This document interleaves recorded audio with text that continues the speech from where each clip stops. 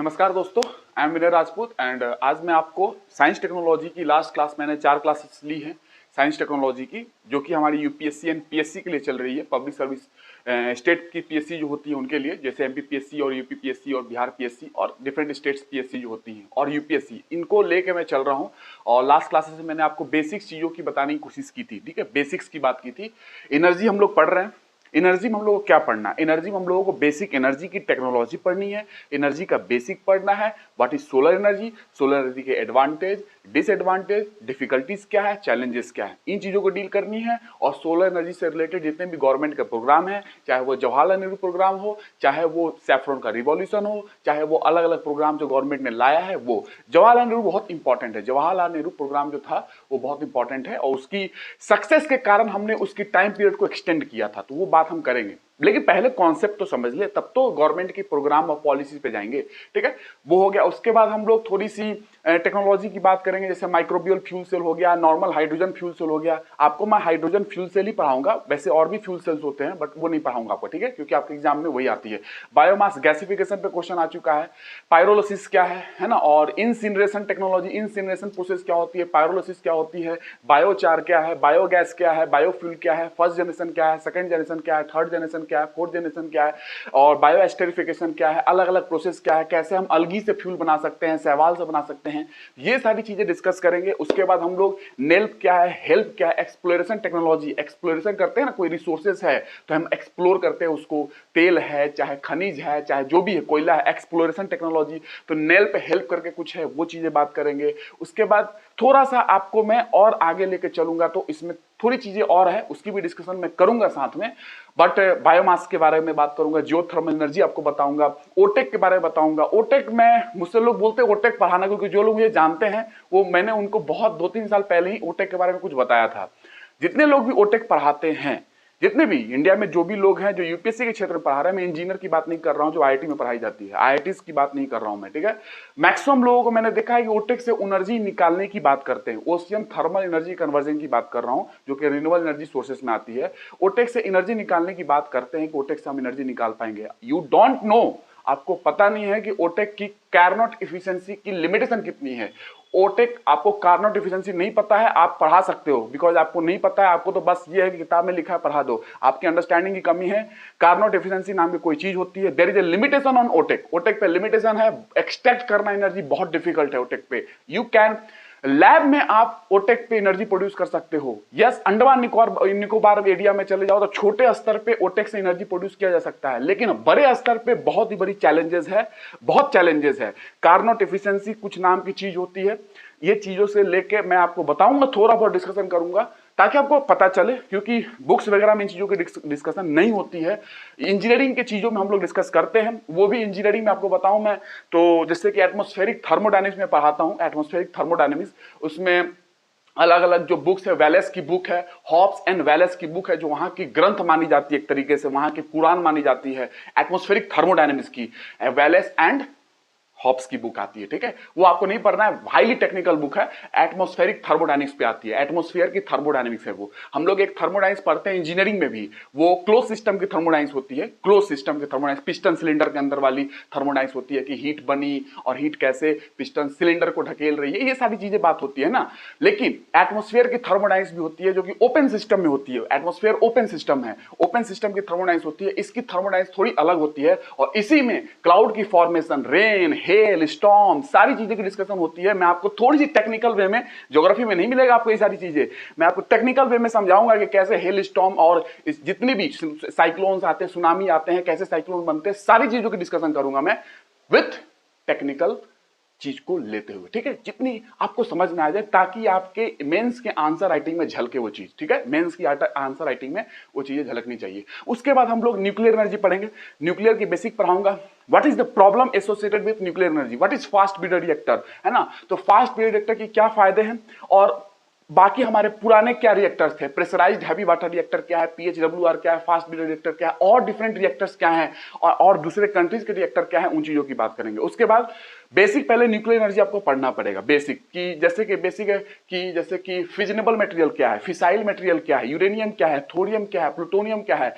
Thorium आपको Malabar coast Kerala में बहुत ज्यादा है, उड़ीसा में भी बहुत ज्यादा है। सबसे वर्ल्ड का लार्जेस्ट डिपॉजिट थोरियम का इंडिया में है। ये चीजों की डिस्कशन करेंगे और टेक्नोलॉजी की बात करेंगे। भाभा का थ्री प्रोग्राम बात करेंगे। भाभा का जो न्यूक्लियर एनर्जी प्रोडक्शन का जो प्रोग्राम है वो 3 स्टेप में है, तो भाभा का प्रोग्राम बात करेंगे। होमी जहांगीर भाभा की बात कर रहा हूं मैं। उसके बाद हम लोग न्यूक्लियर डिप्लोमेसी की बात करेंगे। न्यूक्लियर डिप्लोमेसी में आप समझोगे कि एनर्जी क्या है। वैसे इंटरनेशनल रिलेशन का पार्ट है ये, बट फिर भी मैं समझाऊंगा क्योंकि मैं बेहतर समझा सकता हूं इसको, मुझे पता है, इसलिए मैं समझाऊंगा। अदरवाइज मैं छोड़ सकता था, लेकिन नहीं, जब मैं बेहतर दे सकता हूं। बाकी आप पढ़ रहे हैं, दुनिया खुली हुई है यूट्यूब पे चीजें हैं कि देखिए यूट्यूब पे 99% मैंने देखा है कि यूट्यूब पढ़ने से मैंने जानता हूं कि डिस्ट्रैक्शन बहुत है, एग्जाम नहीं निकलेगा।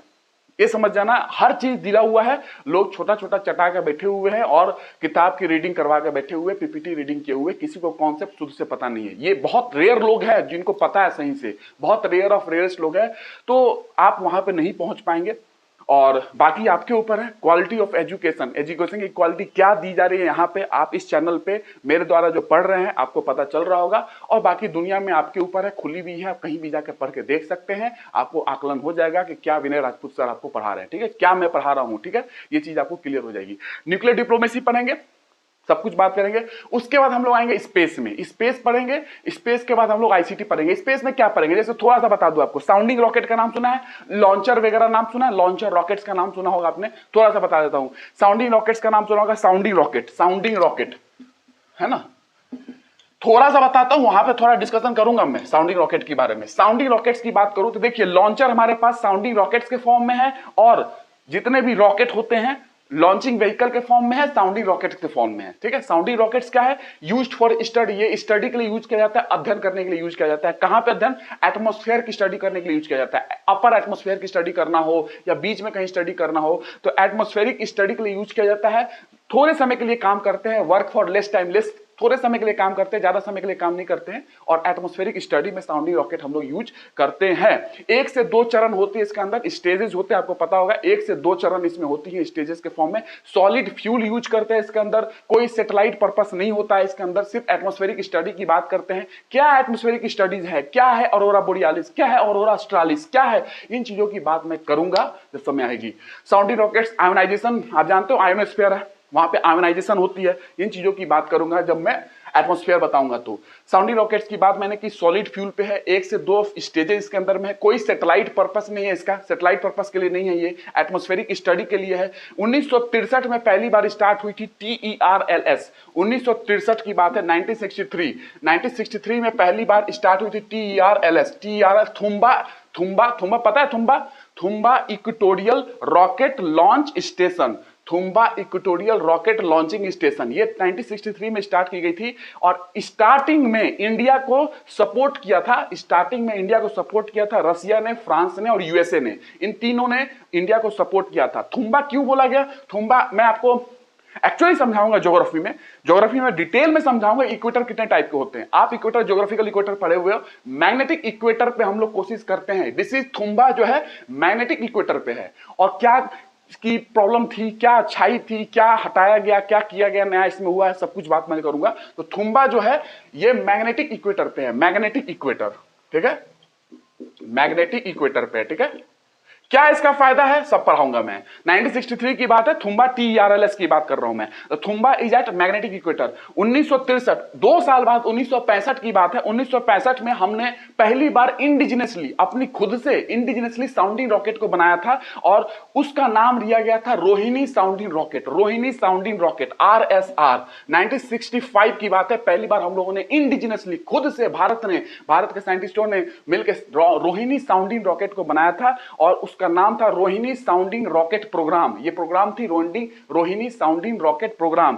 पहला rocket launch, first rocket launch जो किया गया था, इसमें पहली जो रॉकेट लॉन्च की गई थी, फर्स्ट रॉकेट लॉन्च जो किया गया था RSR को लेकर, रोहिणी साउंडिंग रॉकेट प्रोग्राम में रोहिणी रॉकेट को लेते हुए, फर्स्ट रॉकेट लॉन्च जो था RH-75, रोहिणी 75, RS 75 था। अब 75 क्या आता है ये बताऊंगा, डायमीटर को रिलेट करता है ये।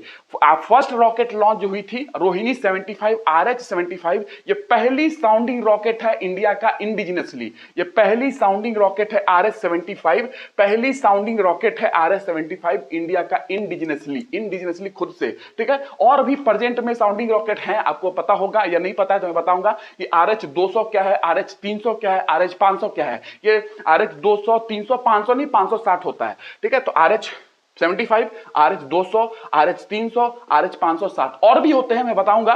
तो RH 560 जो है जैसे बताऊं तो ये हाईयर एटमॉस्फेयर में जाता है। RH 560 जो है ये हाईयर एटमॉस्फेयर में 400 किलोमीटर से ऊपर तक जाके एटमॉस्फेयर की स्टडी करता है, ठीक है। ये रोहिणी सैटेलाइट जो मैं बता रहा हूं, रोहिणी की सीरीज है ये, ठीक है। और 200 300 400 क्या, ये डायमीटर को बताता है, डायमीटर mm में डायमीटर को बताता है, ठीक है। 200 300 और मैं बता रहा हूं ना 75, ये डायमीटर को बताता है। तो ये चीजें मैं आपको बताऊंगा कि रोहिणी 75, रोहिणी 200, रोहिणी 300, रोहिणी 560, RH 560, RH 560 जो है goes to higher atmosphere, higher atmosphere की उच्च वातावरण एटमॉस्फेयर की स्टडी करने के लिए यूज किया गया था। उच्च एटमॉस्फेयर हायर एटमॉस्फेयर की स्टडी करने के लिए यूज किया गया था, ग्रेटर देन 400 किलोमीटर ऊपर, ठीक है।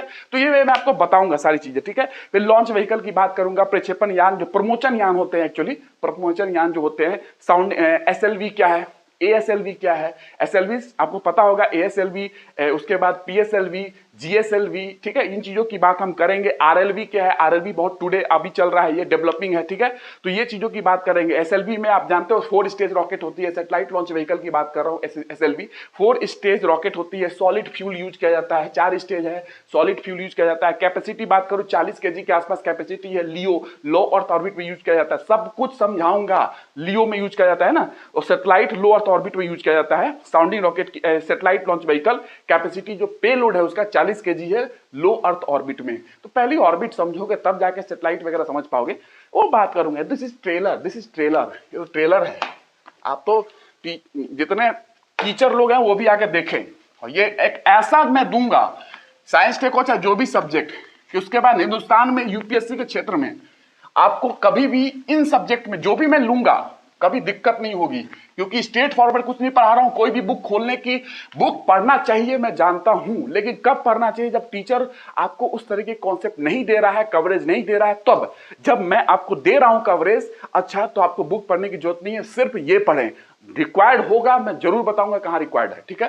अदरवाइज मैं बुक जानता हूं ना, मैंने पढ़ा है ना यूपीएससी के, मैंने सारी बुक्स देख के बैठे हुआ, सारी देख के बैठा हुआ, क्या लिखा है सब लोगों ने क्या क्या लिख के बैठे हैं ना, सब पता है, तब मैं बता रहा हूं, ऐसे नहीं बता रहा हूं मैं, ठीक है। मार्केट में जो बुक है वो भी मैंने एक नजर देखी है क्या लिखा हुआ। अदरवाइज मैं हाई लेवल की बुक्स जो है एक्चुअली टेक्निकल बुक्स में पढ़ के बैठा हुआ हूं, इंजीनियरिंग में पढ़ा रहा हूं। आपको पता हो सकता है कि जैसे मैं आपको अगर दिखा दूं थोड़ा सा कि अगर थर्मोडायनेमिक्स एक सब्जेक्ट है, थर्मोडायनेमिक्स में आपको मैं दिखा दूं, thermodynamics, this is the book thermodynamics. ये इंडिया की नहीं वर्ल्ड की बेस्ट बुक में आती है, सेंजन एंड बोल्स के नाम से जानी जाती है। तो ऐसी सी बुक्स में हम लोगों ने पढ़ी है, और उसके बाद मैं पढ़ाता हूं इंजीनियरिंग का, इसका खुदा का कॉन्सेप्ट आपको थर्मोडायनेमिक्स पढ़ा दूंगा।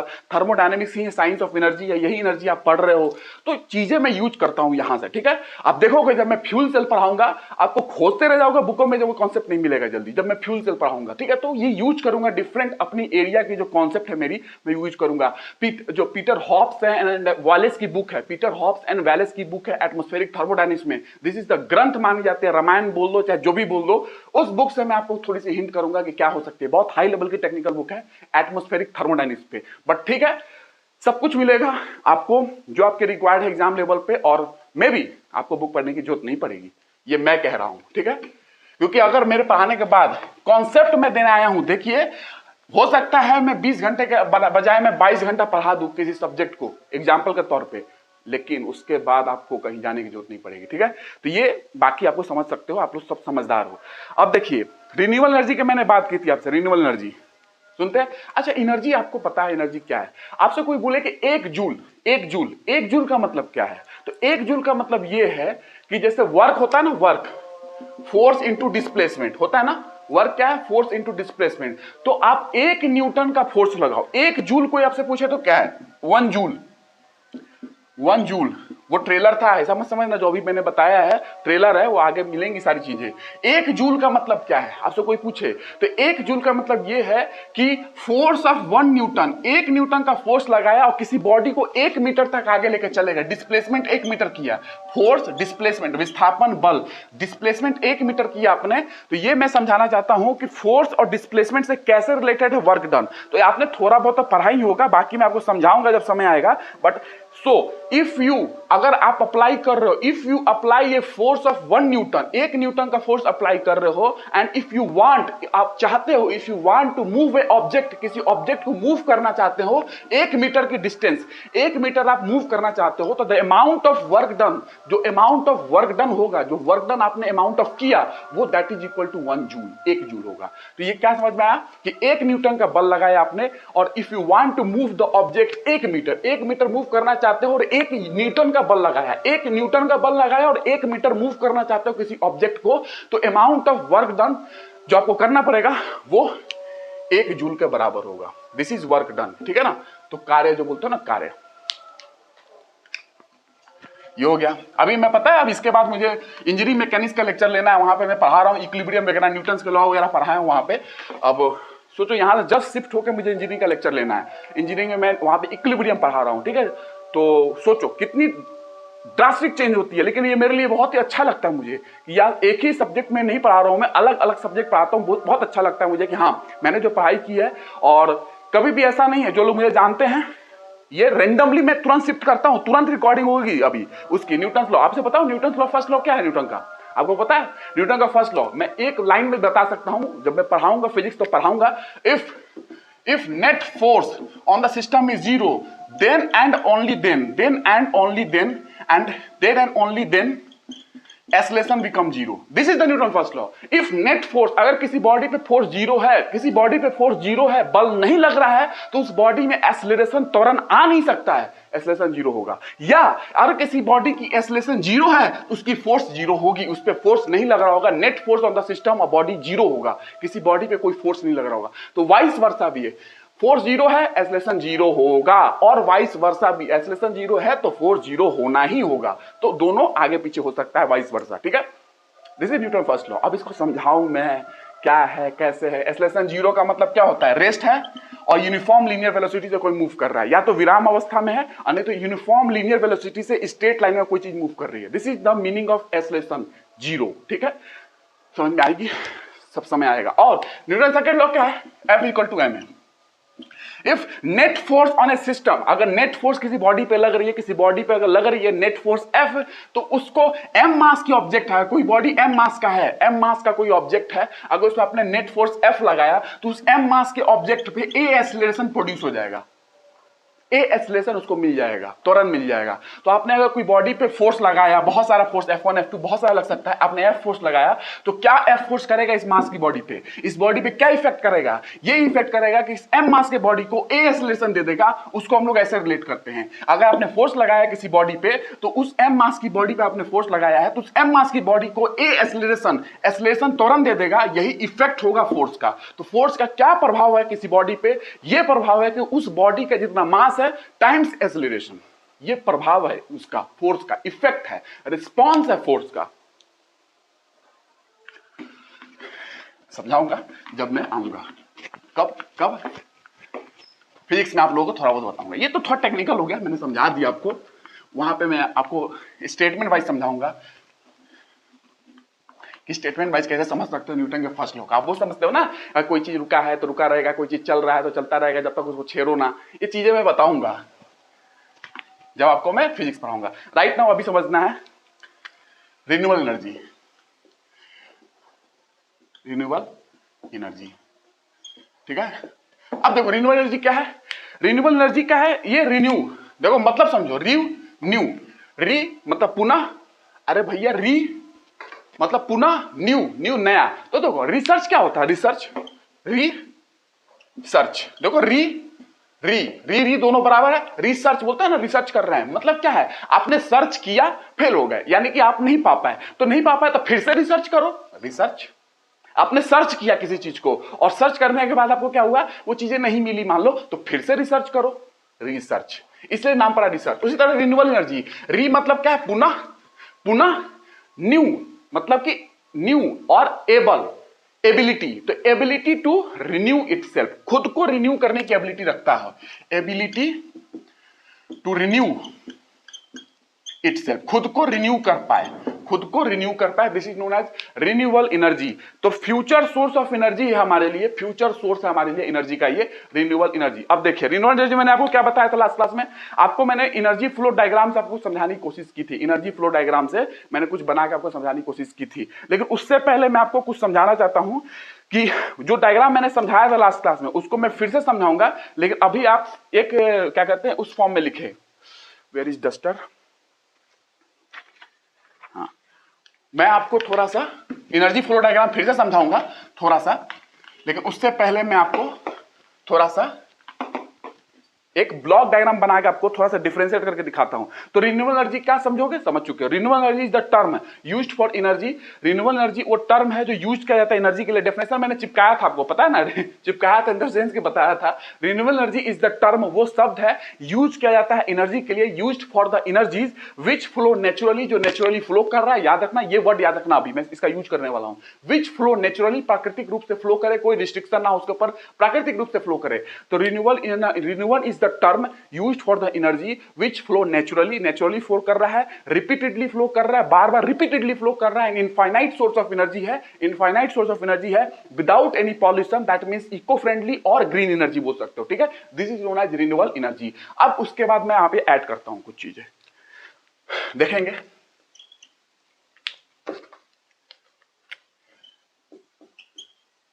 Renewable energy, difference non renewable energy, क्या डिफरेंस है। अब आपको पता है रिन्यूएबल को क्या बोलते हैं, नॉन कन्वेंशनल, और नॉन रिन्यूएबल को कन्वेंशनल, लेकिन इसमें भी कॉन्सेप्ट है, इसमें भी रिन्यूएबल को अल्टरनेट फॉर्म ऑफ एनर्जी बोलते हैं, ग्रीन एनर्जी बोलते हैं, नॉन रिन्यूएबल को ब्राउन एनर्जी बोलते हैं, कॉन्सेप्ट है कि कन्वेंशनल क्यों उसको बोला जाता है, रिन्यूएबल को नॉन कन्वेंशनल क्यों बोला जाता है, नॉन रिन्यूएबल को कन्वेंशनल क्यों बोला जाता है, चीजों को आपको समझना पड़ेगा, जैसे जैसे मैं समझाता जा रहा हूं समझते जाना, ठीक है, सब कुछ समझ में आएगी, because it is very easy. कब, जब अच्छा पढ़ाने वाला आपके पास हो। तो करके आया हूं बहुत सारा काम, बहुत सारा वर्क करके आया हूं मैं इतने 7 साल के दौरान, बहुत सारा वर्क करके आया हूं, सुनते जाओ बस देखो एग्जाम में। पहला रिन्यूएबल एनर्जी में पहला पॉइंट डिफरेंस, पहला पॉइंट क्या है, पहला पॉइंट रिन्यूएबल एनर्जी जो होती है obtain from the natural and persistent flow of energy, obtain करते हैं, ऑब्टेन फ्रॉम द, कैसे ऑब्टेन करते हो, ऑब्टेन फ्रॉम द नेचुरल प्राकृतिक एंड परसिस्टेंट, समझ में आ रहा है मैंने क्या लिखा, अभी समझाना पड़ेगा मुझे, जानबूझ के मैं लिखता तो हूं लेकिन समझ में आता भी होगा आपको बहुत लोगों, लेकिन कुछ लोग ऐसे हैं जो शायद ना समझ पाते हो, इसलिए मैं बताता भी हूं, समझाता भी हूं हर पॉइंट को। तो ऑब्टेन फ्रॉम द क्या है, natural, obtain from the natural and persistent, persistent समझते हो ना, persistent flows of energy, persistence flow of energy, flow of energy, energy का फ्लो कैसा है, नेचुरल, मैंने बताया था ना रिन्यूएबल में नेचुरली फ्लो करता है, और परसिस्टेंट फ्लो ऑफ एनर्जी है, persistent flow of energy occurring in the immediate environment, occurring in the immediate environment, ठीक है। तो इमीडिएट इन्वायरमेंट मतलब आप पास में देखो सनलाइट आ रही है ना, सनलाइट तो आ रही है ना, तो आपके आस के इमीडिएट इन्वायरमेंट में तो खेल हो रहा है सारा, सनलाइट आ रही है, विंड चल रही है, हो रहा है ना काम, तो इसीलिए तो नेचुरली आ रही है सनलाइट, विंड भी नेचुरली चल रही है, परसिस्टेंट है, सनलाइट हमेशा आती जा रही है कंटिन्यूअसली, ठीक है, और वो फ्लो कर रही है, और इमीडिएट इन्वायरमेंट में आपके आसपास में तो दिख रही है सारी चीजें होती है, इसलिए मैंने इमीडिएट इन्वायरमेंट लिख दिया। यहां पे क्या लिखोगे, नॉन रिन्यूएबल एनर्जी सोर्सेज में energy obtained from static stores of energy, energy obtained from static stores of energy, समझाऊंगा, इसको भी समझाऊंगा, स्टार्ट आप समझ सकते हो, थोड़ा सा दिमाग लगाओ, यूपीएससी आपको भी लगाना पड़ेगा, मैं एग्जाम में नहीं बैठूंगा, कितना मैं आपको कॉन्सेप्ट दूं, फिर भी आपको अपना दिमाग यूज करना पड़ेगा। Energy obtain from the static stores of energy that remained underground, that remained, आप समझ में आ रहा होगा, माइनिंग करते हैं अंडरग्राउंड में तो रहता है कोयला वाला तेल वगैरह, इसलिए तो मैंने लिखा दैट रिमेन्ड अंडरग्राउंड, बाकी मैंने डेफिनेशन रिन्यूएबल का एक बार और बता दिया था, ये थोड़ा सा आपको लिखने के हिसाब से बता दे रहा हूं, ठीक है, और अंडरस्टैंडिंग अलग वे से समझा रहा हूं आपको। That remain underground unless released by human interaction, unless, जब तक, unless released by human interaction, human interaction, human का छेड़छाड़ ना हो, मैं भी समझा रहा हूं। Human interaction is known as what, is known as non renewable energy, is known as non renewable energy, non renewable energy. क्या है? Energy obtain from static stores of energy. Static मतलब क्या है? कोयला भैया एक जगह है ना, कहीं खदान है ना कोयले का, तेल का कहीं खदान है ना, नेचुरल गैस आप जानते हो ना, कैस्पियन सी में नेचुरल गैस ऑयल वगैरह मिलती है, तो एक जगह स्टोर है ना स्टैटिक फॉर्म में, एक जगह स्थिर है भैया, कोयला का खदान यहाँ पे है, झारखंड में है, छोटा नागपुर प्लेट्यू में, ये समझ रहे हो, स्टैटिक है, इसलिए मैंने स्टैटिक बोला। Non renewable static form stores होती है, स्टैटिक स्टोर है एनर्जी का भैया, दैट रिमेन अंडरग्राउंड। भाई अंडरग्राउंड में है ना, हवा में तो नहीं है ना कोयला, अंडरग्राउंड से निकालते हो, खनन करते हो, माइनिंग करते हो, ये हो गया। Unless release by the human interaction, तब तक नहीं वहां से हटेगा जब तक हम छेड़ेंगे नहीं, हम जाके निकालेंगे नहीं। अब कोयला अपने से थोड़ी ना निकलता है, कोयला भैया है अंडरग्राउंड में, हम जाते हैं माइनिंग करते हैं तब निकलता है, तो हमारी इंटरेक्शन ना हो तो वो बेचारा वहीं का वहीं रह जाए, कोयला हो, तेल हो, चाहे कुछ भी हो, नेचुरल गैस हो, हम जाके खनन करते हैं अपने यूजेज के लिए, ठीक है। तो इसीलिए ह्यूमन इंटरेक्शन चाहिए इसको निकालने के लिए, ठीक है, तो जाके हम लोग खनन करते हैं। इसलिए जब तक ह्यूमन इंटरेक्शन नहीं होगा तब तक अंडरग्राउंड जो है ये कोयला वगैरह आपको अर्थ क्रस्ट के नीचे तब तक निकलेगी नहीं ये सारी चीजें। तो ह्यूमन जाएंगे, खनन करेंगे, सब ड्रिलिंग होगी, बहुत सारी प्रोसेस होती है, मैं बताऊंगा। जैसे कि कोल बेड मिथेन है, जैसे कि आप जानते हो सेल गैस है, तो हाइड्रोलिक हॉरिजॉन्टल ड्रिलिंग क्या है, हाइड्रोलिक फ्रैकिंग क्या है, ये टेक्नोलॉजी होती है, तो ये सारी चीजें मैं बताऊंगा। तो ह्यूमन इंटरेक्शन चाहिए निकालने के लिए भैया, चीजों को निकालना है ना, ये ध्यान रखना है। उसके बाद दूसरा पॉइंट, एग्जांपल्स के फॉर्म में यहां लिख सकते हो। एग्जांपल क्या हो सकता है? एग्जांपल सोलर डाल दो, सोलर डाल दो, विंड एनर्जी डाल दो, हाइड्रो पावर डाल दो, बायोमास डाल दो, टाइडल डाल दो, ओशन थर्मल एनर्जी डाल दो, वेव एनर्जी डाल दो, ये सब डाल दो। इधर क्या डालना? एग्जांपल में इधर डालोगे फॉसिल फ्यूल्स डाल सकते हो, फॉसिल फ्यूल जैसे नेचुरल गैस है, कोल है, ऑयल है, तेल वगैरह ये डाल सकते हो। न्यूक्लियर एनर्जी भी इधर डालोगे, न्यूक्लियर एनर्जी भी इधर डालोगे, याद रखना, नॉन रिन्यूएबल में न्यूक्लियर एनर्जी डालोगे, ठीक है। तो यहाँ पे न्यूक्लियर एनर्जी डालोगे, रीजन बताऊंगा मैं, समझाऊंगा जब समय आएगी तो, ठीक है। अभी एग्जांपल के फॉर्म में डाल सकते हो। और दिस टाइप ऑफ एनर्जी, ये जो एनर्जी होते हैं renewable energy, this type of energy is already passing through the environment. ये तो भैया सनलाइट तो आ ही रही है ना, तो ऑलरेडी आ रही है, यूज करो तो करो, नहीं करो तो आ ही रही है वो तो। This type of energy, this type of energy is already passing through the environment। भैया सनलाइट तो आ ही रही है, वायु तो चली रही है, हवा तो चली रही है, अब यूज करना है तो कर लो, विंड टर्बाइन लगा के, विंड मिल लगा के, नहीं करोगे तो भी तो चली रही है। तो this type of energy is already passing through the environment, environment से तो पास कर ही रही है एज फ्लो और करंट, एज फ्लो के फॉर्म में, जैसे विंड फ्लो कर रही है, एज फ्लो एंड करंट, है ना। ओशियन में करंट चलती है, आपको पता है, आप जानते हो ओशियन थर्मल एनर्जी कन्वर्जन है, वेव एनर्जी है, आपको पता है सारी, टाइडल एनर्जी है। तो ये तो आ ही रही है, टाइड आते ही हैं, अब आते हैं, यूज करना है कर लो, नहीं होगा तो भी आएंगे, नहीं यूज कर पाओगे तो भी आएंगे। तो भैया यही तो बात है कि this type of energy already passing through the energy, already passing environment में है, तो इन्वायरमेंट में ऑलरेडी है ये सारी चीजें, ठीक है। Already passing through the environment, environment से ऑलरेडी पास कर रहे हैं, ये यूज करना है तो कर लो, ठीक है, ये सारी चीजें है। उसके बाद irrespective of the fact that there is any device, irrespective of the fact that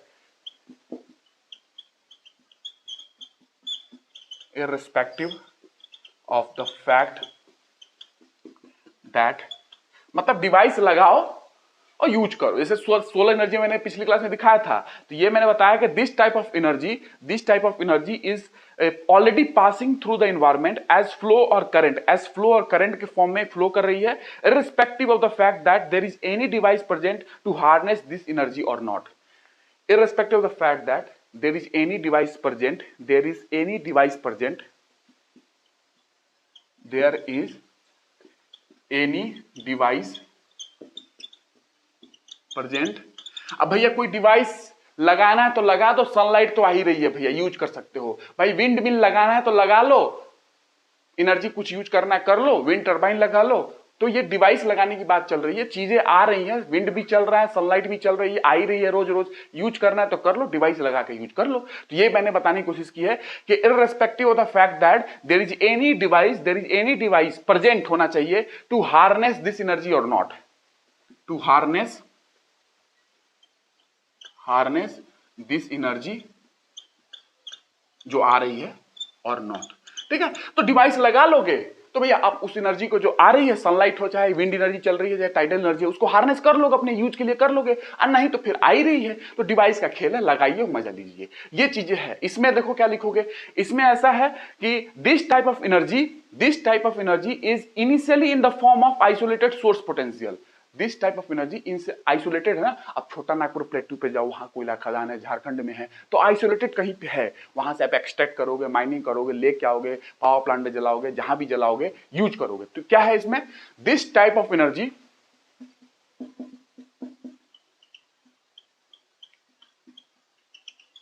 ये तो आ ही रही है एनवायरमेंट में, यूज करना कर लो। ये ऐसा नहीं है कि आ रही है भैया, ये कहीं है, माइनिंग करोगे या खोज कर रहे हो, एक्सप्लोरेशन कर रहे हो, है ना, नई नई माइंस खोज रहे हो, नए नए रिजर्व खोज रहे हो, खोजो, वहां से एक्सट्रैक्ट करो, माइनिंग करो और लेके फिर आओ, फिर पावर प्लांट में ले जाओ, चाहे कहीं भी ले जाओ, जलाओ, फिर एनर्जी निकालो। लेकिन इसमें ऐसा नहीं है, ये तो आ रही है, सनलाइट आ रही है, विंड चल रही है, टाइड आ रहा है, डिवाइस लगाओ, एनर्जी बनाओ। तो ये हो गया, this type of energy is initially क्या है, initially in the form of isolated source, in the form of isolated source, in the form of isolated source है potential, in the form of isolated source potential. तो isolated है, कहीं एक स्थान पे है, चाहे झारखंड में देख लो, बिहार में कोयला वगैरह ज्यादा है, झारखंड में है, वेस्ट बंगाल की ओर है, ये आप समझ पा रहे हो क्या मैंने बताने की कोशिश की है। ठीक है, तो ये हो गया isolated source potential. An external action is required, an external action, an external मतलब कि ह्यूमन चाहिए इसको, human action is required,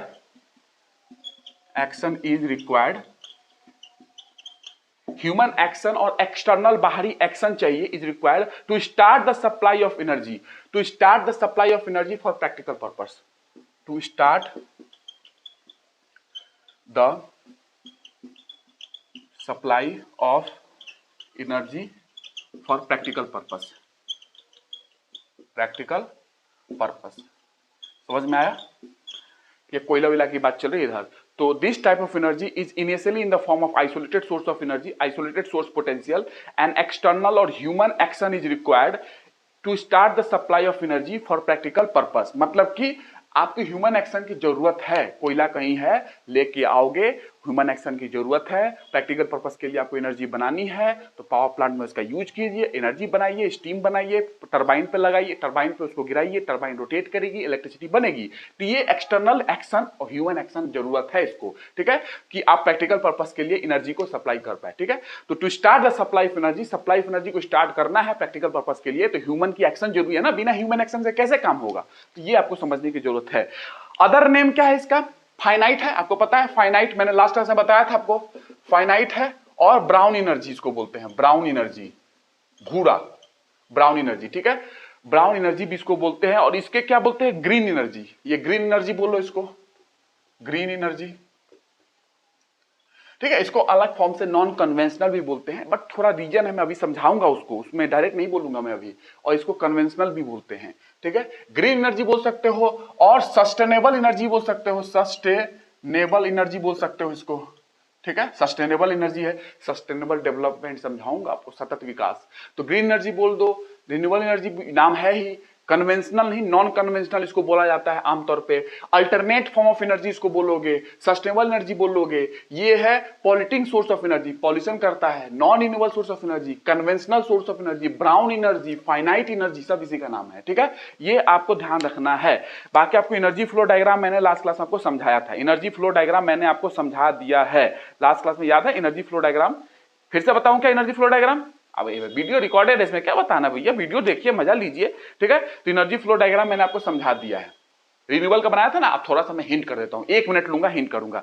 renewable sources में मैंने क्या बताया था, पहले नॉन रिन्यूएबल समझ जाओ। नॉन रिन्यूएबल मैंने क्या बताया था, इसे डब्बा बनाया था, सोर्स बनाया था, सोर्स याद है, सोर्स में मैंने दिखाया था कि भैया फॉसिल फ्यूल्स है। फॉसिल फ्यूल्स कहां है भैया, अर्थ क्रस्ट में है। अर्थ क्रस्ट में किस फॉर्म में है, केमिकल एनर्जी के फॉर्म में है। CXHY मैंने बताया था ना, बॉन्डिंग है, CX कार्बन हाइड्रोजन, तो CXHY के फॉर्म में है। फॉसिल फ्यूल्स है, फाइनाइट है, फॉसिल फ्यूल्स तो अनलिमिटेड है नहीं, खत्म होगा एक दिन। तो फॉसिल फ्यूल्स कोल, पेट्रोलियम, नेचुरल गैस की बात कर रहा हूं। कंसंट्रेटेड फॉर्म में है, एक जगह इकट्ठा है, छोटा नागपुर प्लेट्यू में खदान है, अलग अलग चीजें वर्ल्ड में मैं बात नहीं कर रहा हूं, आपको पता होगा सारी चीजें, नहीं पता है तो मैं धीरे धीरे बताऊंगा आपको, ठीक है। तो ये सारी चीजें हैं, सोर्स फॉसिल फ्यूल्स की रखी हुई है, वहां से हम लोगों ने उसका यूज किया, उसको जलाया और थर्मल एनर्जी वहां से निकाली। मैंने बताया था thermal energy low grade energy है, ठीक है, वहां पे लो ग्रेड एनर्जी निकाली, इंजन में डाला, इंजन में डालने के बाद मैंने दिखाया था कि हाई ग्रेड एनर्जी बनी, मैकेनिकल एनर्जी बनी या इलेक्ट्रिकल एनर्जी बनी, और साथ ही साथ पॉल्यूशन भी इमिट हुआ इंजन के द्वारा, चाहे वो सूट पार्टिकल हो, कार्बन के पार्टिकल हो, स्मोक के फॉर्म में हो, कार्बन मोनोऑक्साइड के फॉर्म में हो, नॉक्स के फॉर्म में हो, रेडियोएक्टिव वेस्ट के फॉर्म में, रेडियोएक्टिव वेव के फॉर्म में हो, ये सारे न्यूक्लियर पावर में, न्यूक्लियर में निकलता है ना radioactive waste, primary waste, primary क्या है, सेकेंडरी क्या है, सब कुछ बताऊंगा मैं रेडियोएक्टिव वेस्ट में, ठीक है। ये हो गया, मैंने बताया था आपको। और उसके बाद लो ग्रेड एनर्जी मैंने दिखाई थी नीचे, और सिंक में एटमॉस्फेयर में आपने हीट को रिलीज कर दिया, हीट को रिलीज कर दिया, मतलब thermal energy low grade energy के फॉर्म में बाहर निकली, और वो हीट के फॉर्म में आपने क्या किया, मैंने बताया सब कुछ, वीडियो देखिएगा, वो हीट के फॉर्म में मैंने एटमॉस्फेयर में रिलीज कर दिया। हीट के फॉर्म में जब मैंने रिलीज किया अर्थ में, एटमॉस्फेयर में, सिंक है हमारा, सिंक है एटमॉस्फेयर, उसमें मैंने ये रिलीज कर दिया। बाकी जैसे चिमनी से निकल गया धुआं, चिमनी से हीट निकल गया, आपको पता है निकलते रहती है, पावर प्लांट में भी है, ईंटे की चिमनी देख लो, तो ये चीजें निकली, तो वो टेम्परेचर बढ़ाएगी अर्थ एटमॉस्फेयर की, अर्थ एटमॉस्फेयर की टेम्परेचर बढ़ेगी तो ग्लोबल वार्मिंग होगी। ये चीजें मैंने रिलेट करके दी थी, ये हो गया। और रिन्यूएबल एनर्जी में क्या बताया था मैंने, रिन्यूएबल में कि भैया सनलाइट तो आ ही रही है, आ रही है, ये सोर्स है, सोर्स क्या है हमारा, सोर्स इनफाइनाइट है, सोलर एनर्जी को ले लो, सोर्स हमारा इनफाइनाइट है सोलर एनर्जी, ठीक है। जब तक हम जिएंगे तब तक तो खत्म नहीं होगा सोलर एनर्जी भैया, तब तक चलेगी, कितना साल उसका बचा है मैं बताऊंगा आपको, ठीक है। सोलर एनर्जी आ रही है, सनलाइट आ रही है फोटॉन्स के फॉर्म में, एक फोटॉन के पास जो एनर्जी है Sc/λ है, वो सिंक में आ रही है, सिंक मतलब एटमॉस्फेयर में आ ही रही है भाई, धरती पे तो आ ही रही है, यूज करना है। मैंने एक लगाया यहां से डिवाइस बनाई थी, डिवाइस बना के मैंने उसको यूज करके हाई ग्रेड एनर्जी बनाई थी, हाई ग्रेड एनर्जी, ठीक है। और बनाने के बाद मैंने हाई ग्रेड एनर्जी को यूज किया था थर्मल कॉन्सेप्ट में, कि हीटिंग कर लो, पानी गर्म कर लो, या पीवी सेल में, फोटोवोल्टाइक सेल में डायरेक्ट इलेक्ट्रिकल एनर्जी बना लो। सेल का मतलब क्या होता है, यहाँ पे सेल मतलब डीसी सोर्स है, डायरेक्ट करंट सोर्स है, सब कुछ बताया था मैंने, ये हो गया, ठीक है। इसको आपको समझना है, this is known as green energy, जो मैंने आपको बताया था, कोई पॉल्यूशन नहीं है, कोई रनिंग कॉस्ट नहीं है ज्यादा, इसमें लाइफ ज्यादा होगी, क्योंकि कोई मूवमेंट पार्ट नहीं है, कोई रनिंग पार्ट नहीं है, तो वियर टीयर नहीं होगा, फ्रिक्शन नहीं होगा, तो लाइफ ज्यादा होगी, रनिंग कॉस्ट कम होगा, इसको चलाने का कॉस्ट कम होगा, ग्रीन एनर्जी है, ये चीजें आपने समझी, बताया था ना मैंने सब कुछ। क्या करूं, इतना रिवीजन भी करवा रहा हूं आपका, सोच लो, ठीक है। अब इसको मिटाना पड़ेगा, मिटा दूं,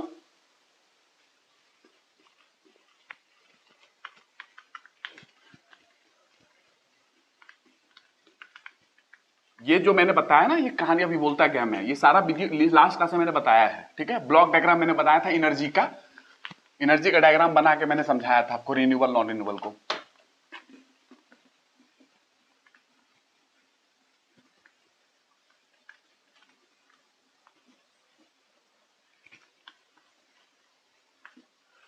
अब देखिए, अब आपको क्या समझना है, अब आपको ये मैं बताना चाहता हूं कि अभी रिन्यूएबल के बारे में थोड़ा और पॉइंट समझो, जैसे हाइड्रो पावर, हाइड्रो पावर,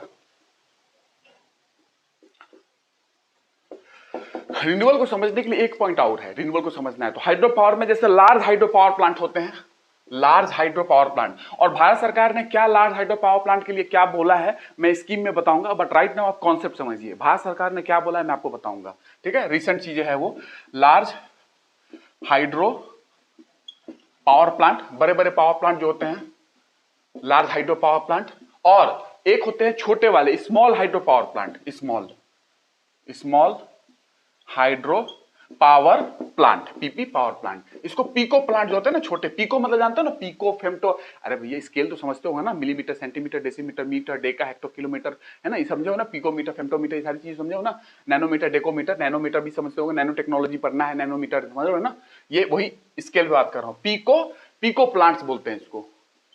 जैसे अरुणाचल प्रदेश में चले जाओ, अरुणाचल प्रदेश में आप देखोगे उधर साइड में पीको प्लांट्स लगे हुए हैं, एक प्रोग्राम भी है, मैं समझाऊंगा आपको प्रोग्राम का नाम क्या है। तो इन चीजों को मैं बात करूंगा। अलग अलग स्टेट में आप जाओगे, नॉर्थ ईस्ट में, तो वहां पे आपको पीको प्लांट्स दिखेंगे।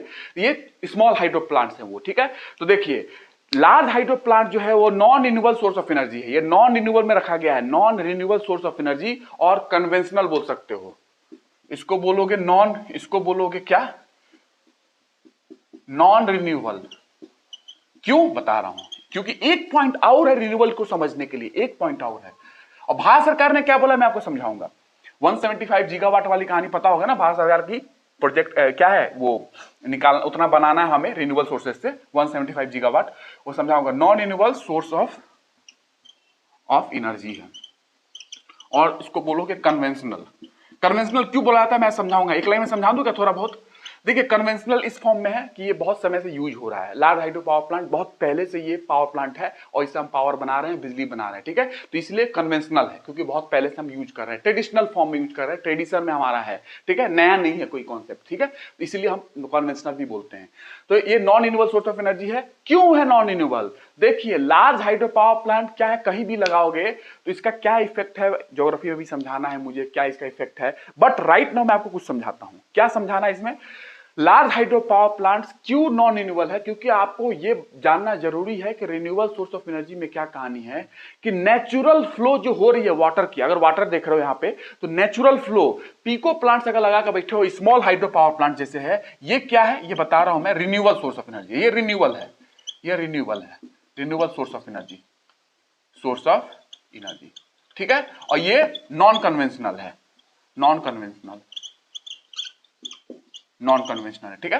ये नॉन कन्वेंशनल है, मतलब क्या है ये, कि ये नया कॉन्सेप्ट है। कोई ट्रेडिशनल में तो लार्ज हाइड्रो पावर प्लांट चलते थे पहले, और उससे बिजली बनती थी, लेकिन ये स्मॉल पावर प्लांट जो है, पीको प्लांट, ये अभी का कॉन्सेप्ट है, नया कॉन्सेप्ट है, न्यू कॉन्सेप्ट है, इसलिए नॉन कन्वेंशनल है। ऐसा नहीं है कि बहुत पहले से यूज कर रहे थे हम इस छोटे वाले, ठीक है, तो इसलिए नॉन कन्वेंशनल बोल रहे हैं। कि रिन्यूएबल क्यों बोला मैंने इसको, और इसको नॉन रिन्यूएबल क्यों बोला, क्योंकि देखिए रिन्यूएबल तब बोलते हैं जब नेचुरल फ्लो, अगर वाटर की बात कर रहे हो, पानी में, नदी में वाटर फ्लो कर रहा है, ठीक है, फ्लो कर रहा है, नेचुरल फ्लो है उसका, अपना हाई ग्रेडियंट से लो ग्रेडियंट की ओर मूव करेगा, ठीक है, हाई ग्रेडियंट से लो ग्रेडियंट की ओर मूव करेगा, हाई स्लोप से लो स्लोप की ओर मूव करेगा, ठीक है, सही सी बात है। नेचुरल फ्लो को रिस्ट्रिक्ट नहीं करना है। रिन्यूएबल एनर्जी का कॉन्सेप्ट ये बोलता है कि कोई एनर्जी रिन्यूएबल तब है जब वो नेचुरल फ्लो, नेचर की जो, प्रकृति की जो फ्लो है, उसको रिस्ट्रिक्ट नहीं करना चाहिए, उसको हिंडर्ड नहीं करना चाहिए, उस पर बैरियर नहीं आना चाहिए, उसको ब्लॉक नहीं करना चाहिए। ये समझना जरूरी है आपको कि रिन्यूएबल एनर्जी में नेचुरल फ्लो को रिस्ट्रिक्ट नहीं कर सकते हैं, नेचुरल फ्लो रिस्ट्रिक्टेड नहीं होना चाहिए रिन्यूएबल में, ठीक है। तो यहां पे स्मॉल पावर प्लांट जो होते हैं, अगर नदी फ्लो कर रहा है, आपने बीच में छोटा सा लगा दिया, तो ये नेचुरल फ्लो जो वाटर का है उसको रिस्ट्रिक्ट नहीं करेगा, आराम से वाटर भी फ्लो कर रही है, नदी में पानी भी जा रहा है, और ये एनर्जी भी बना रहा है। स्मॉल पावर प्लांट है ये, ठीक है, नेचुरल फ्लो रिस्ट्रिक्ट नहीं हो रहा है पानी का।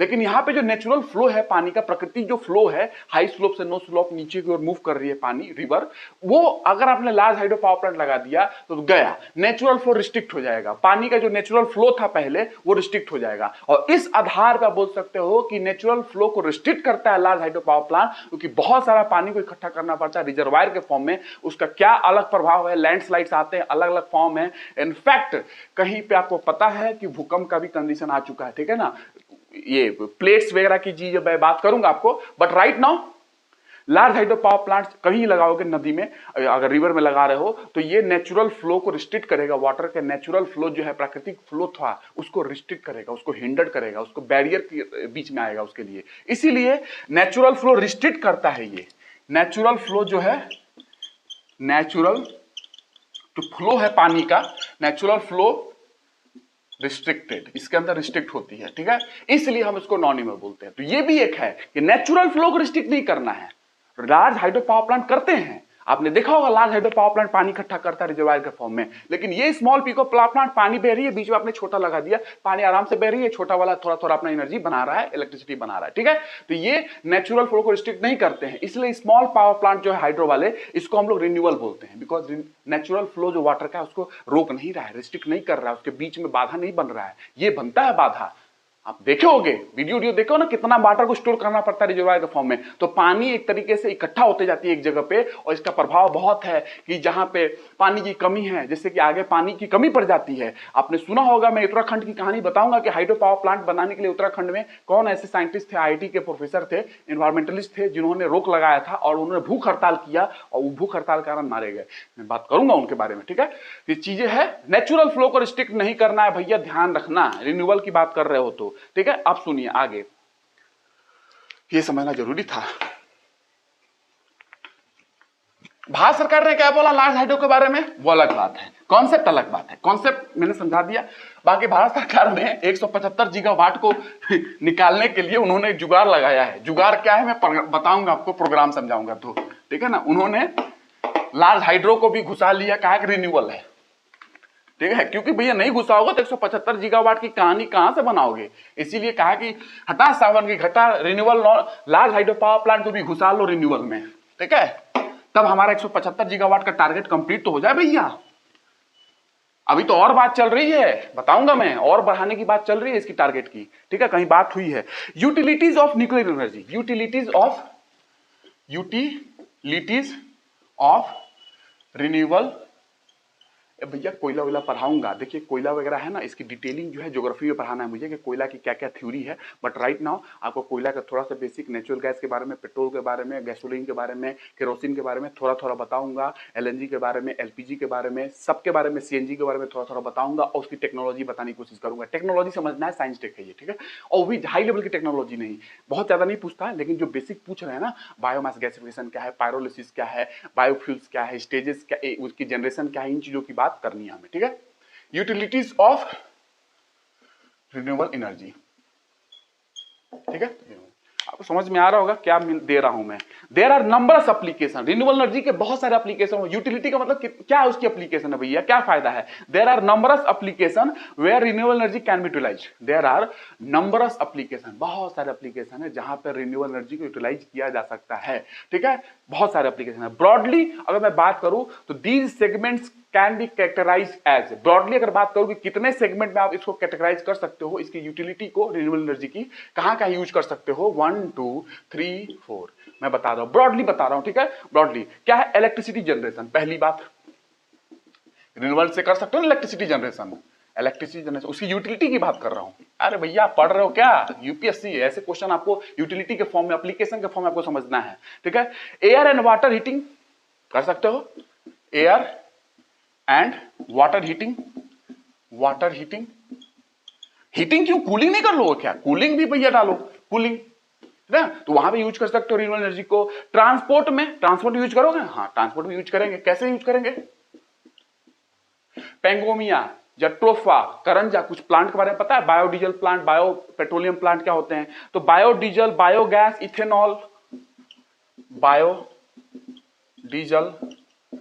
बायोगैस, इथेनॉल, इस सब की बात मैं करने वाला हूं, डिस्कशन सब पे करूंगा मैं। इथेनॉल, ये सब बेसिक चीजें है, इथेनॉल वगैरह। सोलर व्हीकल्स हो गए, सोलर व्हीकल्स, इलेक्ट्रिक व्हीकल्स आ रहे हैं, क्या चैलेंजेस हमें डील करना है फेम पॉलिसी में, फेम पॉलिसी पढ़ाऊंगा मैं, फेम 1 फेम 2 तो इलेक्ट्रिक व्हीकल्स की। और इनफैक्ट मैंने इलेक्ट्रिक व्हीकल्स पे तो बहुत स्टडीज की है, एक्चुअली उनकी जो कंडीशन है भारत में, क्या उसके चांसेस है सक्सेस होने के, नहीं है, वो यूपीएससी वाली कहानी नहीं कि आप उसका बता दो डिसएडवांटेज एडवांटेज और प्रॉब्लम क्या, चैलेंजेस क्या, एक्चुअल टेक्निकल प्रॉब्लम्स मैं जानता हूं कि बैटरी की क्या प्रॉब्लम है, क्या बैटरी हम लगा सकते हैं, कैसे लगा सकते हैं, बैटरी की लाइफ क्या होगी, ये सारी चीजें। टैंक हमारी थी तेल वाली, नॉर्मल गाड़ी में तेल हम भरते थे, इनमें क्या करेंगे, कैसे करेंगे, ये सारी मैंने स्टडीज की है, this is on high level, ठीक है। बट राइट नाउ आपके एग्जाम के हिसाब से मैं आपको पॉलिसी समझाऊंगा, थोड़ी सी मैं एडवांटेज डिसएडवांटेज और चैलेंजेस समझाऊंगा इलेक्ट्रिक व्हीकल का भारत के अंदर, ठीक है, और विश्व में भी, वर्ल्ड में भी आपको बताऊंगा, ठीक है। सोलर व्हीकल्स के भी कॉन्सेप्ट है, ये हो गया rural of grid application, rural of grid,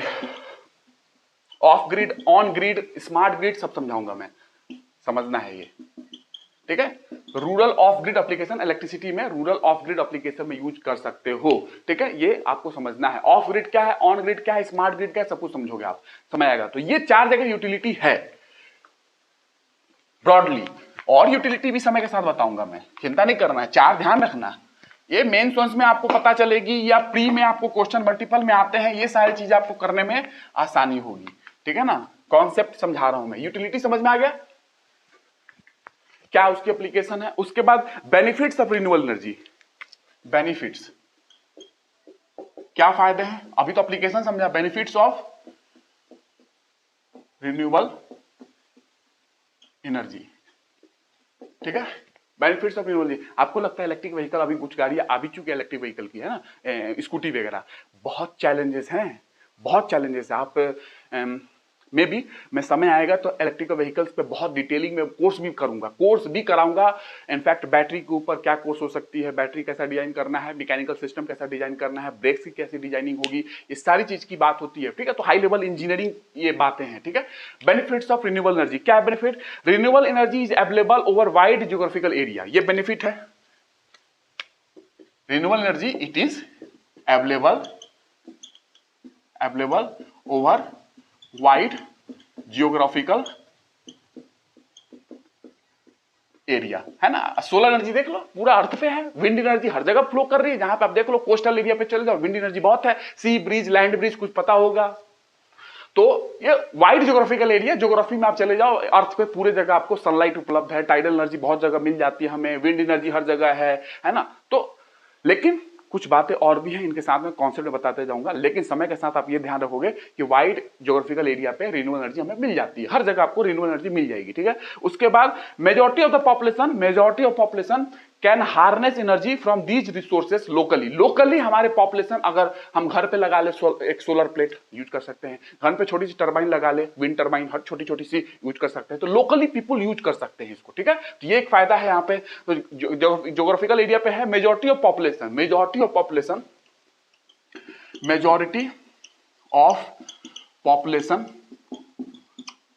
can harness, इस एनर्जी को हार्नेस कर सकते हैं, majority of population can harness energy from these, harness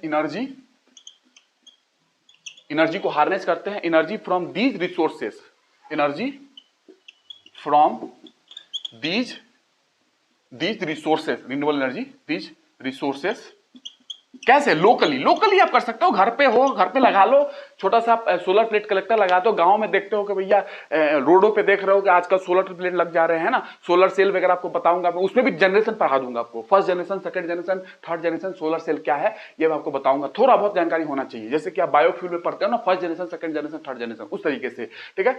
तो लोकली आप गाँव में भी देखते हो, घरों में भी लोग सोलर प्लेट कलेक्टर लगा सकते हैं, अपना इलेक्ट्रिसिटी बना लो घर के लिए, भैया ज्यादा हो रहा है तो नेट मीटरिंग कर लो और ग्रिड में भी डाल सकते हो, है ना, भारत सरकार को दे सकते हो, पैसा अर्न कर सकते हो। नेट मीटरिंग एक कॉन्सेप्ट है, समझाऊंगा नेट मीटरिंग, ठीक है।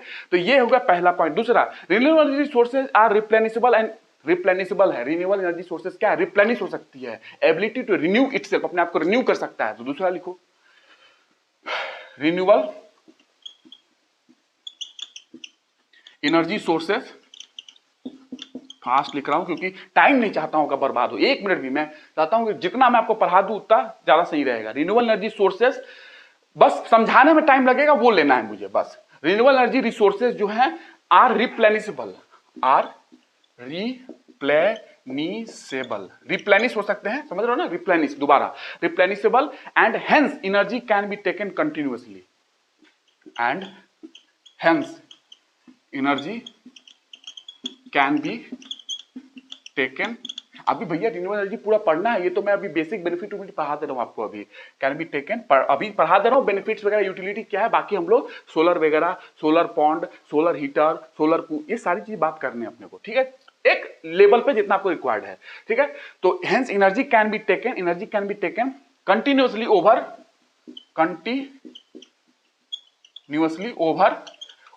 लॉन्गर टाइम, लंबे समय तक ले सकते हो, ठीक है। तो ये आपको समझ में आया कि ये एनर्जी जो है रिप्लेनिशेबल है, और इसीलिए ये रिप्लेनिशेबल है तो इस एनर्जी को आप कंटिन्यूअसली लॉन्गर टाइम तक यूज कर सकते हो। सोलर एनर्जी यूज करो ना भैया, आपके लाइफ से बहुत लंबी समय उसकी है अभी सोलर एनर्जी की, सन की, ठीक है ना, जब तक हाइड्रोजन खत्म ना हो जाए उसका। ये चीजें मैं डिस्कशन करूंगा न्यूक्लियर एनर्जी में, ठीक है।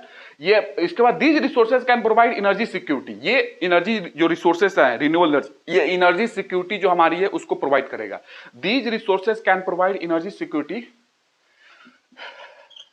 These resources can provide energy security, किस एरिया में बताओ, थोड़ा दिमाग लगाओ, कहां पे एनर्जी सिक्योरिटी दे सकता है ये ज्यादा अच्छे तरीके से, एनर्जी सिक्योरिटी का कंडीशन है भैया, एनर्जी की हमारी कमी चल रही है, एनर्जी सिक्योरिटी की बहुत जरूरत है हमारे पास, जैसे फूड सिक्योरिटी की बात चलती है, ठीक है। तो energy security in the area, किस एरिया में, in the area where fossil fuels are depleting at a faster rate, ऐसे एरिया में जहां पे कोयला, तेल, नेचुरल गैस बहुत हाई रेट से डिप्लीट हो रहा है, खत्म हो रहा है, वैसे जगह पे एनर्जी सिक्योरिटी के रूप में आप रिन्यूएबल एनर्जी को यूज कर सकते हो, ठीक है।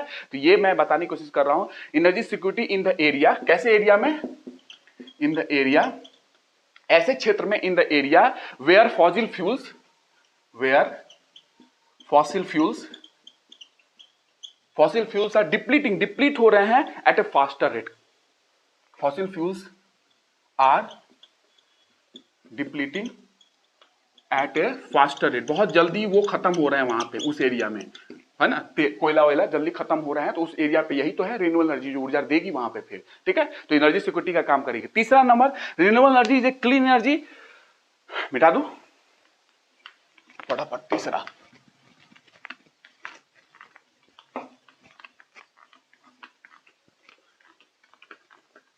Renewable energy is a clean energy और ग्रीन एनर्जी, तो क्या है, इन्वायरमेंट फ्रेंडली होगा, पॉल्यूशन बहुत कम होगा, इससे बहुत कम है, जीरो तो कुछ नहीं है भैया, जिंदगी में जीरो कुछ नहीं होता है, ठीक है ना।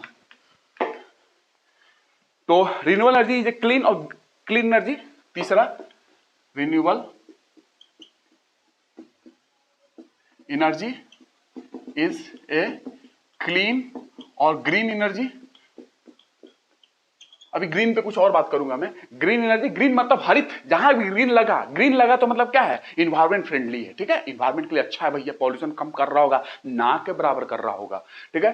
Renewable energy is a clean और ग्रीन एनर्जी है which is environment friendly, which is environmental friendly, which is environmental, ये इन्वायरमेंटल मैंने ऐसे लिखा, फ्रेंडली, पर्यावरण के लिए, इन्वायरमेंटल फ्रेंडली, ठीक है। It helps in mitigating climate change issue, climate change की प्रॉब्लम, पेरिस एग्रीमेंट आऊंगा, इट हेल्प्स इन, अब इसमें नहीं, ये आऊंगा किसमें, इन्वायरमेंट इकोलॉजी में, इट हेल्प्स इन मिटिगेशन क्या होता है ये भी समझाऊंगा, मिटिगेशन का मतलब क्या होता है, mitigating climate change, actually climate भी समझाऊंगा, ज्योग्राफी में क्लाइमेट का मतलब क्या होता है, आप जो समझते हो कि लंबे समय तक, एक्चुअली अभी उसकी मीनिंग आप नहीं समझ पाए हो, बहुत लोग से मैंने पूछा है लेकिन लोग बता नहीं पाते हैं कि लंबे समय के लिए आप कैलकुलेशन कर रहे हो, टेम्परेचर, प्रेशर, इनकी कंडीशंस को कैलकुलेट कर रहे हो, औसतन तो क्लाइमेट है, थोड़े समय के लिए यूज कर रहे हो, सप्ताह, 2 सप्ताह, महीना, 2 महीना, 4 महीना, तो ये वेदर है। अभी कॉन्सेप्ट समझ नहीं आया है लोगों को, इसका मतलब मैंने ये सीखा, जाना है कॉन्सेप्ट लोगों को कमी है, क्योंकि ये बुक में तो लिखी हुई है, कॉन्सेप्ट क्या है इसका ये समझना है आपको। तो क्लाइमेट चेंज की बात करेंगे, ठीक है, क्लाइमेट चेंज इशू को डील करेगा, क्लाइमेट चेंज इशूज, लगे रहिए आप, यूपीएससी के मेंबर या कहीं भी भारत में कहीं भी बच्चे पढ़ रहे हैं, बड़ी से बड़ी कोचिंग में आप बात करना, आपको लगेगा आपने क्या पढ़ा है, ठीक है ना, you are always on the top level, ठीक है। Clean energy raised by the green house gases, raised by the green house gases, ठीक है। तो ये क्या है, क्लाइमेट चेंज इशू क्या है, क्योंकि ये ग्रीन हाउस गैसेस का, आप जानते हो ग्लोबल वार्मिंग का कहानी, सब कुछ सुन के रखे हो, कॉन्सेप्ट समझाऊंगा, ग्रीन हाउस क्यों बोलते हैं, ग्रीन हाउस का कॉन्सेप्ट क्या है, ग्रीन हाउस को गैसेस क्यों बोला गया, मीथेन क्या है, CO2 क्या है, SF6 क्या है, ये चीजों की बात करेंगे। ये समझ रहे हो ना, SF6 सल्फर हेक्साफ्लोराइड, कुछ पता है, ये चीजों की बात मैं करूंगा, ठीक है। बहुत सारे ग्रीन हाउस गैस की बात करूंगा, कम से कम 12, 13, 15, 17 तक बता दूंगा ग्रीन हाउस गैस, और ओजोन डिप्लीटिंग सब्सटेंस, जब ओजोन डिप्लीशन की बात करूंगा, मॉन्ट्रियल प्रोटोकॉल की बात करूंगा, क्योटो प्रोटोकॉल में इन चीजों की बात करूंगा, क्योटो प्रोटोकॉल में कितने ग्रीन हाउस गैस को इंक्लूड किया गया है वो भी बात करेंगे हम लोग, ठीक है। तो ये हाइड्रोफ्लोरोकार्बन आपने नाम सुना होगा, क्लोरोफ्लोरोकार्बन का नाम सुना होगा, ओजोन डिप्लीटिंग सब्सटेंस में है ये, क्लोरोफ्लोरोकार्बन, हाइड्रोफ्लोरोकार्बन, इन चीजों की बात हम लोग करेंगे, ओजोन डिप्लीटिंग सब्सटेंस में हो या ग्रीन हाउस गैसेस में हो, ये हो गया। उसके बाद renewable energy provides the opportunity for growth in rural area. चौथा, इट मतलब renewable energy, it provide opportunity, ये अपॉर्चुनिटी दे रहा है किसकी, रूरल एरिया की ग्रोथ, रूरल एरिया जो है हमारा उसकी ग्रोथ के लिए। तो renewable energy provides the opportunity, it provides the opportunities, किसमें अपॉर्चुनिटी दे रहा है, अपॉर्चुनिटी किसमें, for growth in rural area, rural area में ग्रोथ की अपॉर्चुनिटी दे रहा है, ठीक है, रूरल एरिया में ग्रोथ की अपॉर्चुनिटी दे रहा है। एंड रिमोट एरिया भी बोल सकते हो, remote area and rural remote में क्या अंतर होता है, ये सब चीज तो पता होना चाहिए यार आपको। तो rural area, remote areas which are not connected with urban area, जो एरिया कनेक्टेड नहीं है, वैसे गांव के क्षेत्र, वैसे रूरल एरिया जो अर्बन एरिया से कनेक्टेड नहीं है, तो कैसे बिजली आएगी भैया, तो इनको भैया वहीं पे लगा दो सोलर पावर प्लांट इन गांवों में, वहीं पे लगा दो विंड टर्बाइन, वहीं से बनेगी एनर्जी, वहीं उनको दे देना गांव वालों को। तो ये तो समझना है ना, यही बात है। It provide the opportunity for the growth in rural areas, for the growth in rural areas and remote area which are not connected with the urban area, which are not connected with urban area, शहरी urban area, ठीक है, urban area, ठीक है, urban area से connected नहीं है, ठीक है, बिकॉज ऑफ ज्योग्राफिकल चैलेंज, कुछ ज्योग्राफिकल चैलेंज है, कुछ बड़ी नदी है बीच में, कुछ बड़ा पहाड़ है बीच में, तो कैसे कनेक्ट करोगे भैया, ठीक है ना। इसीलिए वहीं पे लगा दो उनको सोलर एनर्जी का डिवाइसेस वगैरह, सोलर प्लेट कलेक्टर वगैरह, विंड टर्बाइन वगैरह, विंड मिल वगैरह, जो भी चाहिए वहीं से वहीं उनको मिल जाएगी बेचारों को, रूरल एरिया वालों को, गांव वालों को, ठीक है। तो अर्बन एरिया से कनेक्टेड नहीं है, अर्बन एरिया से कनेक्टेड नहीं है, बिकॉज ऑफ, क्यों, ज्योग्राफिकल चैलेंज बोल सकते हो, बिकॉज ऑफ भौगोलिक रीजन है, ज्योग्राफिकल चैलेंजेस, मतलब बीच में पहाड़ वगैरह है, माउंटेन है, हिल है, बड़ी नदी है, तो कैसे आएगा चीजें भैया, अर्बन एरिया से कनेक्ट करना मुश्किल हो जाएगा ना। इसलिए तो ये आप वहीं पे वहीं इनको बेचारे को दे सकते हो, वहीं पे लगाओ टरबाइन वगैरह, वहीं पे लगाओ सोलर प्लेट कलेक्टर वगैरह, वहीं पे एनर्जी बनाओ, वहीं पे गांव वालों को दे दो, ठीक है। तो ये एक ग्रोथ की अपॉर्चुनिटी की बात करता है, ठीक है, ये हो गया। और these area can be electrified, ये एरिया को आप इलेक्ट्रीफाई कर सकते हो, इन रूरल एरियाज को इलेक्ट्रीफाइड कर सकते हो, इलेक्ट्रिसिटी प्रोवाइड कर सकते हो, और बेसिक एमिनिटीज की, गुड गवर्नेंस की बात कर सकते हो। गुड गवर्नेंस क्या है कि बेसिक एमिनिटी हम अपने लोगों को प्रोवाइड करें, चाहे खाना के तौर पे हो, चाहे रोड के तौर पे हो, चाहे इलेक्ट्रिसिटी के तौर पे हो, चाहे न्यूट्रिशन के तौर पे हो, किसी भी तौर पे हो, चाहे जेंडर के तौर पे हो, कास्ट, रेस, किसी भी तौर पे आप गुड गवर्नेंस की बात की जाती है, ठीक है।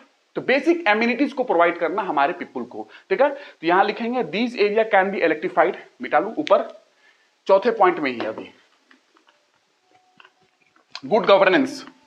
गुड गवर्नेंस तभी हो पाएगा जब ई गवर्नेंस अच्छे से चले, ई गवर्नेंस में समझाऊंगा, ठीक है ना। तो गुड गवर्नेंस को सही करने के लिए ई गवर्नेंस को लाना बहुत जरूरी था, और मैं आपको बताऊंगा कैसे कैसे हुई थी कहानी आईसीटी में, ठीक है। तो these area can be electrified, यहीं पे लिखना दीज एरिया, यहीं से कंटिन्यू है, these area can be electrified, these area can be electrified, electricity provide कर सकते हो, and basic amenities and communication network, and basic amenities जो भी उनके खाने पीने के सामान है, इलेक्ट्रिसिटी है, दे दिए हो, खाने पीने के सामान है, ये सारी चीजें एम्यूनिटीज, एंड कम्युनिकेशन नेटवर्क, भाई मोबाइल के कनेक्टिविटी, टावर वगैरह, कम्युनिकेशन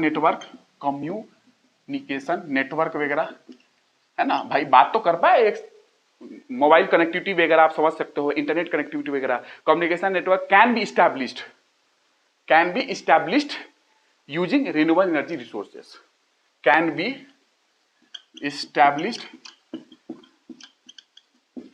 यूजिंग रिन्यूएबल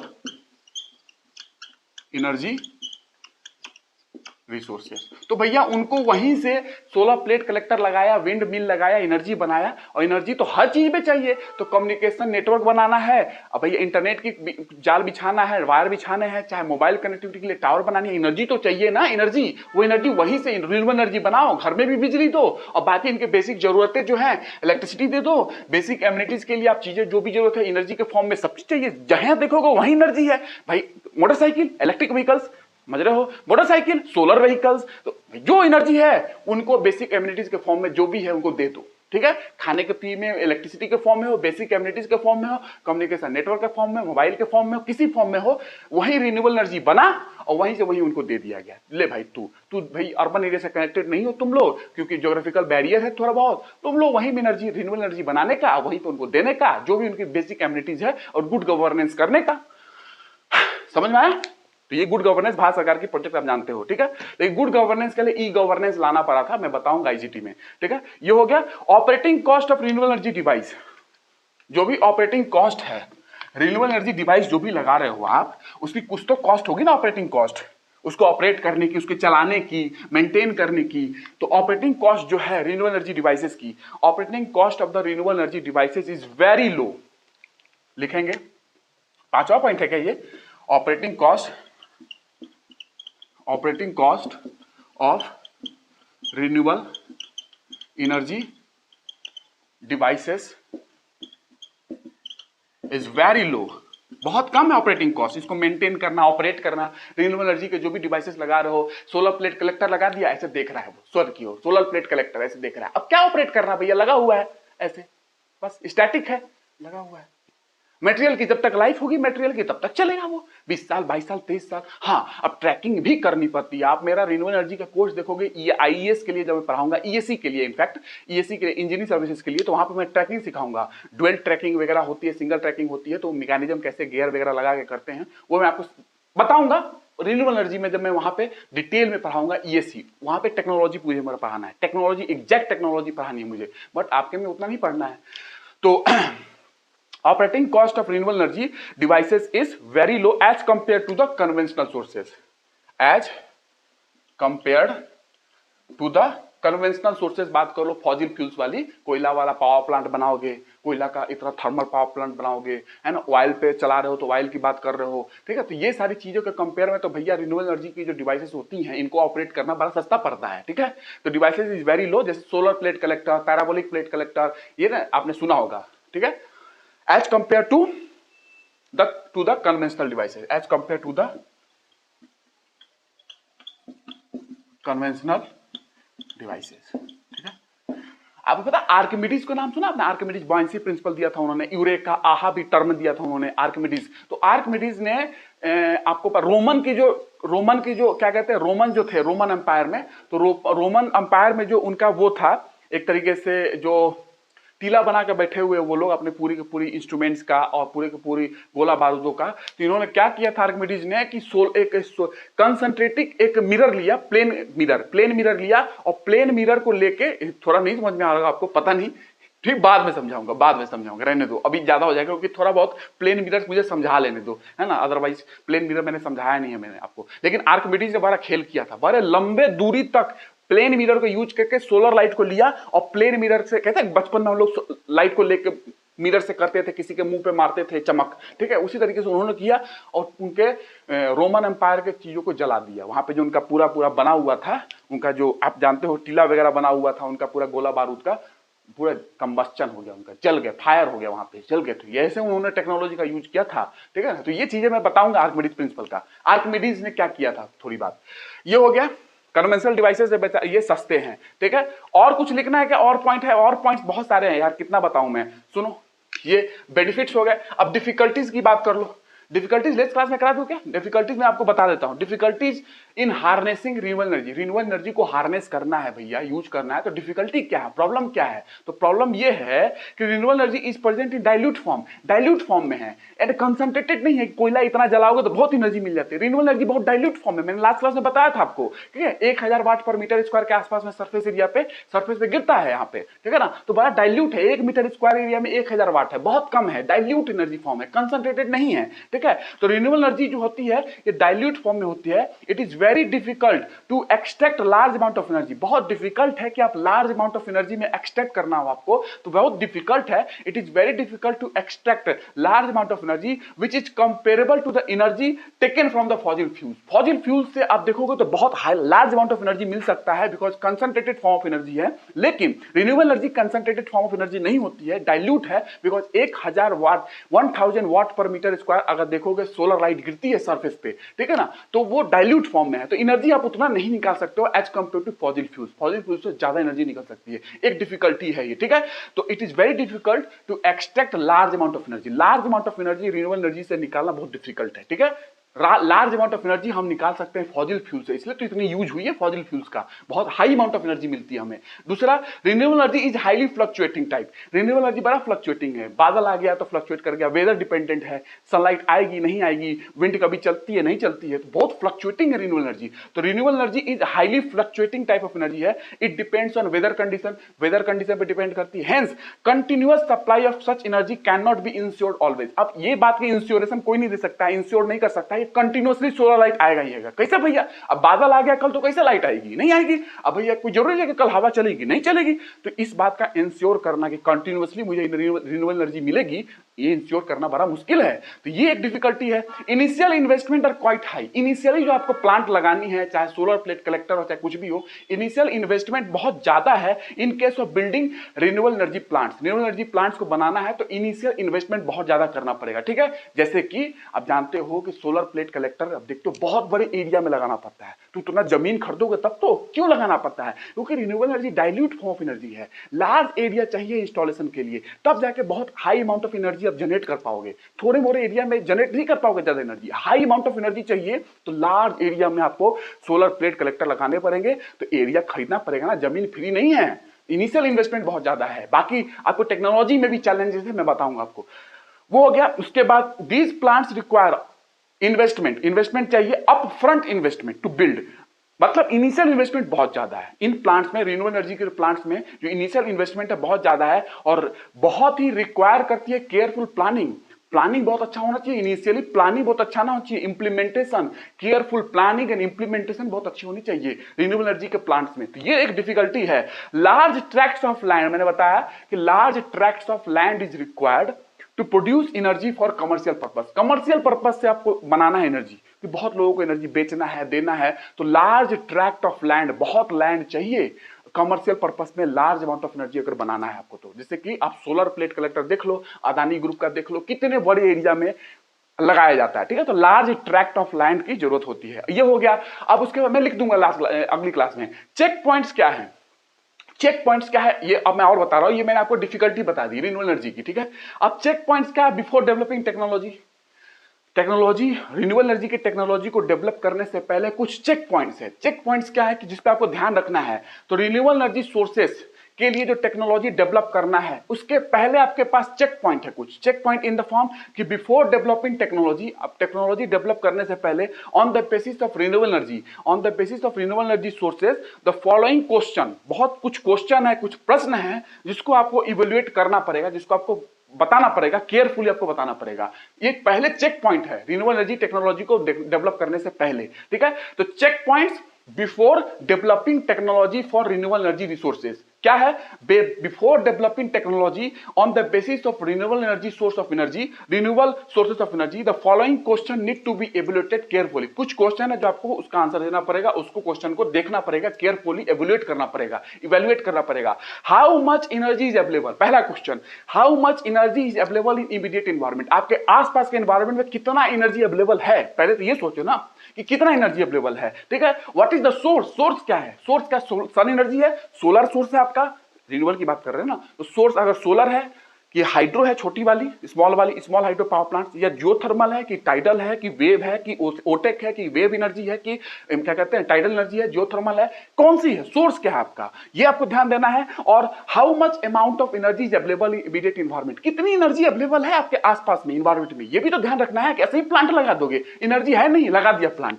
तो एनर्जी ये भी देखना पड़ेगा ना कि भाई कितना एनर्जी हम एक्सट्रैक्ट कर सकते हैं, ये भी ध्यान रखना पड़ेगा। क्या सोर्स है हमारी एनर्जी का, सन एनर्जी है, सोलर है कि जियोथर्मल है कि टाइडल है, ये ध्यान रखना, ये चेक पॉइंट है, पहले आपको क्वेश्चन करना पड़ेगा इन आंसरों को, ठीक है, इन क्वेश्चनों को इसका आंसर देना पड़ेगा। For what purpose can this energy be used, किस पर्पस के लिए आप इस एनर्जी को यूज करेंगे, क्या पर्पस है आपका जो आपको एनर्जी यूज करना है, what is the end use of and use of this energy, इस एनर्जी का एंड यूज क्या है, इलेक्ट्रिसिटी के लिए यूज करोगे कि कहीं और यूज करोगे, तो ये क्या पर्पस है आपका, एनर्जी जनरेट कर रहे हो, इसका पर्पस क्या है, क्या पर्पस के लिए यूज करोगे एनर्जी को, रिन्यूएबल एनर्जी की बात कर रहा हूं मैं सारा। What is the environmental impact of the technology, आपने टेक्नोलॉजी लगाया, उसका एनवायरमेंटल इंपैक्ट क्या है भैया, एनवायरमेंट में ऐसा तो नहीं है कि पॉल्यूशन कर देगा, ये भी ध्यान देना है, इस क्वेश्चन का भी आंसर आपको करना पड़ेगा, इस क्वेश्चन को भी आपको देखना पड़ेगा, क्या सस्टेनेबल है, क्या आपकी टेक्नोलॉजी सस्टेनेबल है, क्या सतत है, सस्टेनेबल की बात की जा रही है आजकल 21वीं शताब्दी में, तो आपकी टेक्नोलॉजी क्या सस्टेनेबल है, इस बात को ध्यान रखना है। What is the cost of the energy, energy की कॉस्ट क्या होगी, क्या है कॉस्ट, इसके भी क्वेश्चन की आंसर करनी पड़ेगी, इस क्वेश्चन को भी आपको बुनियाद से देखना पड़ेगा। What is the cost of energy, is it cost effective, क्या कॉस्ट इफेक्टिव है, क्या आपने एनर्जी उत्पादन किया, ऐसा तो नहीं है कि जितना एनर्जी मिला नहीं उससे ज्यादा आपने कॉस्ट लगा दिया, तो क्या कॉस्ट इफेक्टिव है, बिना कॉस्ट को ध्यान दिया क्या कर सकते हो भैया, कॉस्ट मेन फैक्टर है, कॉस्ट कम से कम पैसा में आपको काम करना है, तो ये क्वेश्चन है। थोड़ा पानी पी लूं,